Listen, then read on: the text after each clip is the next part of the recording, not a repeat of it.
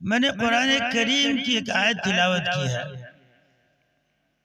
قرآن اللہ تبارک و تعالیٰ کی طرف سے انسانوں کے لیے ایک تحفہ ہے، ایک عطیہ ہے، اللہ کی طرف سے بھیجا ہوا ایک ہدیہ ہے۔ اس قرآن کے ذریعے سے اللہ تبارک تعالیٰ نے اپنے بندوں پر احسان فرمایا، اور اس قرآن کے ذریعے سے انسان نے دنیا میں بلندی پائی۔ یہ قرآن جس نے بھی اس کو سینے سے لگایا، جس نے اس قرآن کے ساتھ اپنا تعلق مضبوط کیا،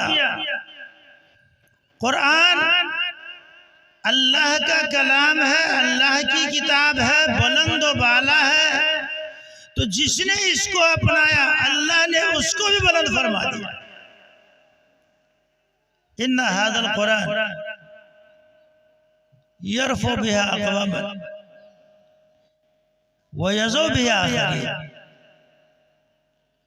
اللہ اس قرآن کے ذریعے سے کچھ لوگوں کو بلند کرتا ہے اور کچھ لوگوں کو اللہ پست کرتا ہے۔ اس روئے زمین پر، اس کائنات پر اللہ تبارک تعالیٰ کی دو عظیم نعمت ہے جس کی کوئی نظیر نہیں، جس کی کوئی مثال نہیں ہے۔ ایک ہے قرآن کریم اور ایک ہے جناب نبی کریم صلی اللہ علیہ وسلم کی ذات عظیم۔ نبی کریم صلی اللہ علیہ وسلم کی ذات کو اللہ نے ممتاز بنایا اور کائنات میں آپ کو سب سے اعلیٰ اور برتر اور عرفہ بنایا۔ آپ سے بڑھ کر کے مخلوقات میں کوئی نہیں، مگر عجیب بات ہے کہ ہم لوگ ان کی بھی ناقدری کرتے ہیں، ان کے احکام کی اتباع نہیں کرتے، ان کی پیروی نہیں کرتے۔ یہ ہماری طرف سے ان کی بڑی ناقدری ہے۔ اور دوسرا عظیم تحفہ جو اللہ نے اس امت کو دیا وہ قرآن کریم ہے۔ یہ عجیب ہماری بدقسمتی ہے اور ہم لوگ کی محرومی ہے کہ ہم دونوں ہی کو اپنی زندگی سے نکالتے ہیں۔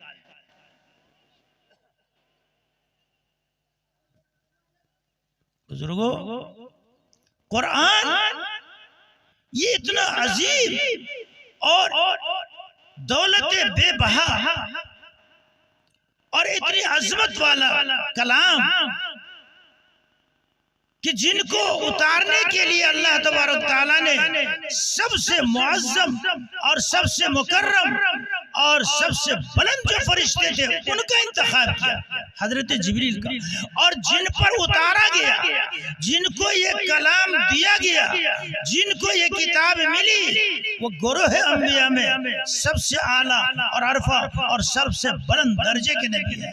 مجھے کہنے دیجئے، جس امت کو یہ کتاب ملی، جس امت کو اللہ نے یہ تحفہ دیا، یہ امت بھی خیر الامم کہلائی، یہ امت بھی ساری امتوں میں سب سے بڑھ کر کے اور سب سے بلند امت ہے۔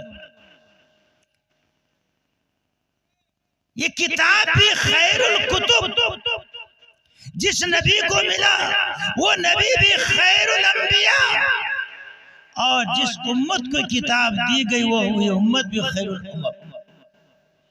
یہ کتاب اپنے اندر خیر ہی خیر رکھتی ہے، اپنے اندر بھلائی ہی بھلائی رکھتی ہے۔ جو انسان اس کو اپنے سینے سے لگائے گا وہ خیر اور بھلائی کا مجموعہ بن جائے گا۔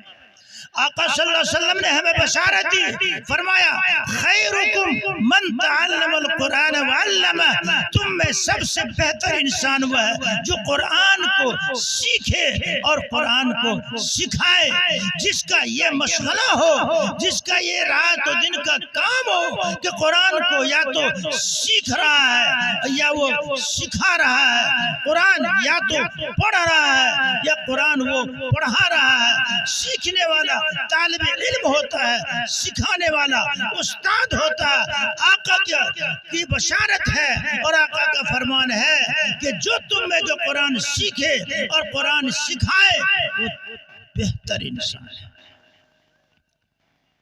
انسان کس کو بہتر کرتا ہے؟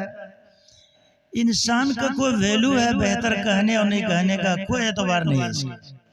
جس کو چاہے بھلا کہہ دے، جس کو چاہے برا کہہ دے، اس کا کوئی اعتبار ہے ہی نہیں، اس کا کوئی معیار، اس کا کوئی وزن نہیں، اس کا کوئی ترازو نہیں، اس کا کوئی ناپنے کا آلہ اور پیمانہ نہیں ہے۔ جب من میں جس کو کہہ دے اچھا کہہ دے۔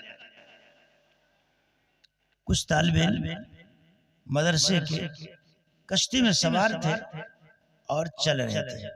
کشتی سمجھ لیتے ہیں نا آپ لوگ، ناؤ میں، اور ملاح کشتی چلا رہا تھا۔ مدرسے کے طالب علم ہے، نوعمری ہے، نوجوانی ہے، تو ملاح سے، کشتی کھینے والے سے پوچھتا ہے بھائی کتنے دن سے یہ کشتی چلا رہا ہے؟ بولے بہت سال ہو گئے، 50 سال سے۔ قرآن پڑھا؟ نہیں۔ حدیث پڑھی؟ نہیں۔ فقہ پڑھا؟ نہیں۔ منطق پڑھی؟ نہیں۔ کچھ نہیں پڑھا۔ ارے زندگی گنوا دی تم نے، آدھی عمر گنوا دی۔ کتنا جیو گے؟ 100 سال جیو گے؟ آدھی عمر تم نے گنوا دی، کچھ نہیں پڑھا تو تم نے کیا کیا؟ تم اللہ کہنے لگا ہاں ٹھیک ہے، طالب علم ہے، اس کی مرضی، جو چاہے کہہ دے۔ کشتی آگے چلی، ہوا تیز چلی، اس میں تلاطم آیا، سمندر میں موج اٹھنے لگا۔ ہوا تیز چلنے کے بعد پانی کی حرکت تیز ہو گئی، کشتی اب ڈوبی تب ڈوبی، ڈوبنے کے قریب ہو گئی۔ تو ملا پوچھتا مولوی صاحب تیرنا آتا ہے؟ ہلنا، ہم لوگ اس میں ہلنا بولتے ہیں۔ تو مدرسے کے طالب علم کو کیا بتاؤ تیرنے ورنے سے؟ مجھے تیرنا نہیں۔ تو ملا کہتا اچھا تیرنا نہیں آتا، تب تو تم نے اپنی پوری زندگی ہی گنوا دی۔ وہاں تو آدھی جا رہی تھی، یہاں پوری جا رہی ہے۔ انسان کی زندگی کا ناپنے کا معیار ہے۔